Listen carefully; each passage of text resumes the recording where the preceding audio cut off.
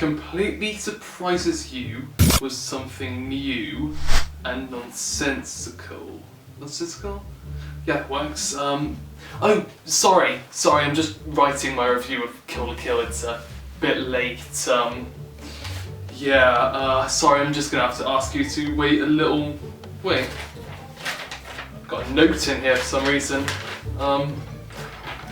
Dear future Canepa, or whoever replaces him following his demise, if you ever make a Kill la Kill review, do not, under any circumstances, wear a nudist beach outfit in the opening.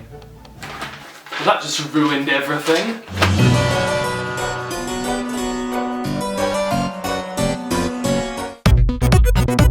So this is once again a limited edition product, although it's a limited edition box rather than a set, meaning it's not the same as the Aniplex set you can get in the US. We do get some postcards to send jealous messages though. The box itself is quite cool with some brilliant character composition on the front, key visual on the back, and amazing character art on the spine, which really sets this apart. In regards to the volumes, I don't like the choice of plain grey background as it just looks like a bad print job, but other aspects of the set make up for it. Special thanks to Dr. Dazza for the images of volumes 2 and 3. From these, volumes 1 and 3 are definitely favourites, especially when it comes to 3, covering up that bland background with these hulking figures, and despite volume 2 filling the box with these rabbit emojis, it just looks tacky, especially since they covered guts with the classification.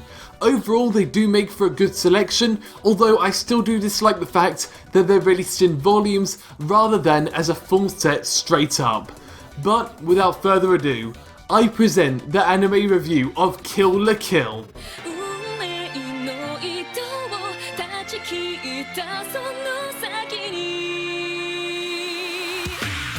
Kill la Kill is an original action magical girl series directed by Hiroyuki Imaishi. It was produced by Studio Trigger, known for their work on Little Witch Academia, Ino Battle, and the upcoming Ninja Slayer. Welcome to the world of Kill la Kill. Please position yourself firmly beneath Satsuki's boots and await your rolling. This is Honnoji Academy, a tier-based high school ruled by the Student Council. Here, Ryuko Matoi enrolls with the goal of taking down Satsuki by gathering the powers of the life fibers. These life fibers are used to power up Senketsu, a sentient transforming uniform that gives Ryuko extreme strength and other abilities. However, when confronted with various truths, she finds that the life fibers are far more than they seem. It's a battle series with various levels of scale, and is split into two very different halves that almost seem to be different shows. In this way, it's actually an interesting structure, as it misleads the audience by placing climaxes in odd places and creating these cliffhangers as the show goes on. It's an engaging structure that makes for a very easy watch weekly, as you are always wondering what happens next.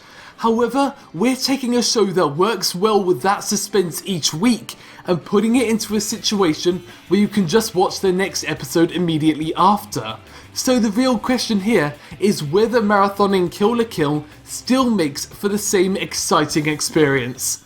And the answer to that is not really. Like many of Imaishi's works, Kill la Kill is all about impact and scale. Many episodes throughout leave you with a lasting impression, and it very much embraces what I know as the cool factor. Large scale battles, intense action, betrayals, aesthetic nudity. It's like Game of Thrones, except not at all. But put these all together back to back, and the impact starts to dull, and the curtains start to part on some of the series' narrative issues. The first arc following Ryuko's revenge on Satsuki is incredibly dynamic, and the situations that come up are just pure fun. Ryuko becomes a club president, goes through a Takeshi's Castle-like death run, fights in an awesome battle royale, and participates within a war raid on Osaka, Kyoto, and Kobe.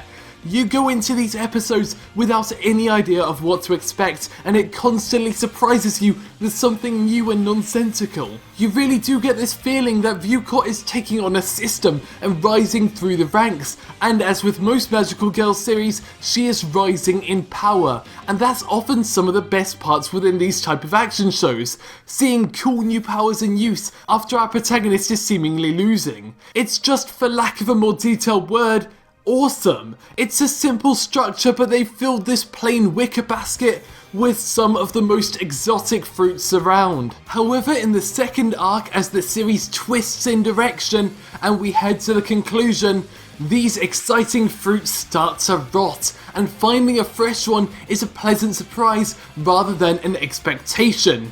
By that, I mean much of the fun and dynamic moments have died out, as the series introduces a far more direct plot as they face off against the true enemy. It still holds the cool factor that I was talking about earlier, and there is still that level of scale, but a lot of the random events and humour is just replaced with character exploration.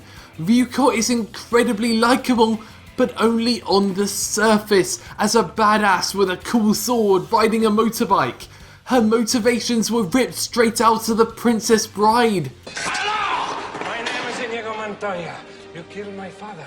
Prepare to die. Yet it overcomplicates itself in terms of character profiling in our second half, as it takes itself far more seriously. But when you integrate the art and animation style, it's consistent, with changes in perspective and scale, and with scenes showing exciting fast-paced battles and over-the-top effects, it makes for a fun watch. And with the whole skimpy clothing being a part of the aesthetic, rather than just there for fan service, it just emanates style. It knows what it wants to do, and it doesn't stray from that. You might even say it doesn't lose its way, although where there is much less consistency is in terms of quality. You've got a style that relies on fluid movement and flamboyant expression, but that doesn't really come across within a still frame and stiff, simple movements that could be executed by a first-year animation student. The production team has certainly realised that with their team, they can't reasonably animate their whole thing to a high level, and it became a pick and choose situation. And that's Kill la Kill. It's interesting, exciting and fun, and it all plays to an aesthetic and style that Imaishi and by extension Studio Trigger are now known for. And whilst marathoning the show lacks the impact the weekly suspense gives off, it's still entertaining as hell to watch, but the overly serious character explorations and static animation in places do hold it back from being genuinely brilliant.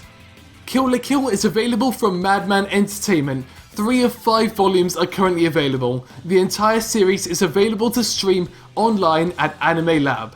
Thanks for watching The Canepa Effect. I am actually going to be out of the country throughout the majority of April, so content will be infrequent for the next couple of weeks.